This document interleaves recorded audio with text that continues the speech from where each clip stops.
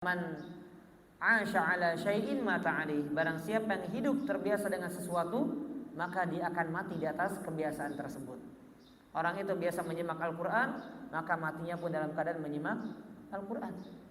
Ya, dan ini bukan suatu kebetulan, jemaah azanillahu wa iyyakum.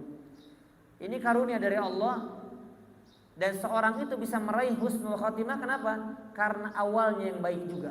Maka kita perlu ingat, jemaah azanillahu wa iyyakum. Ada yang bertanya kepada saya, Ustaz, apakah Allah adil? Ada orang baik kehidupannya, di akhir kehidupannya ternyata buruk, dia dapat su'ul khotimah. Ya, bagaimana dia bisa meraih hal tersebut? Maka kita sampaikan sebuah sabda Nabi SAW. Inna ahadakum la ya'malu bi'amali ahlil jannah fima yabdu linnas.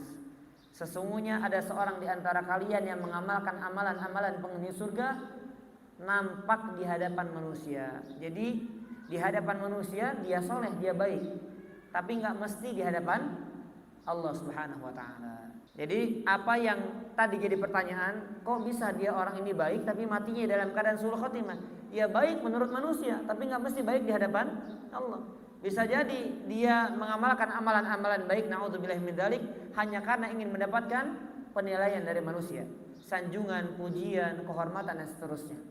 Ternyata di hadapan Allah dia adalah orang yang buruk. Makanya ada sebuah kaidah para ulama mengatakan al-khawatim mirathus sawabiq. Akhir kehidupan itu warisan dari awalnya.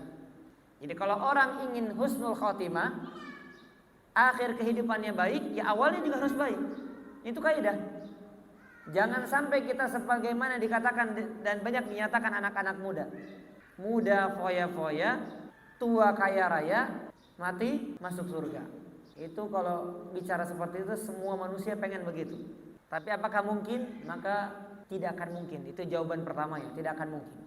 Kecuali kalau Allah merahmati seorang hamba yang memang dia penuh dengan keburukan dan kemudian Allah Subhanahu wa ta'ala jadikan akhirnya adalah akhir yang baik.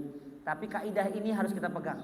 Kalau kita ingin akhir kehidupan baik, maka mengawali kehidupannya pun dengan baik. Ya, kalau berharap saya sebagaimana misalnya kita sebagaimana yang dikatakan tadi, muda foya-foya, tua kaya raya, kemudian mati masuk surga, ya kalau antum dapat, kalau nggak dapat ya masuk neraka. Na'udzubillahi min dzalik ya. Kalau dapat, kalau enggak kita kan nggak bisa menentukan. Yang kita bisa kerjakan adalah usaha, berjuang, berdoa kepada Allah Subhanahu wa taala.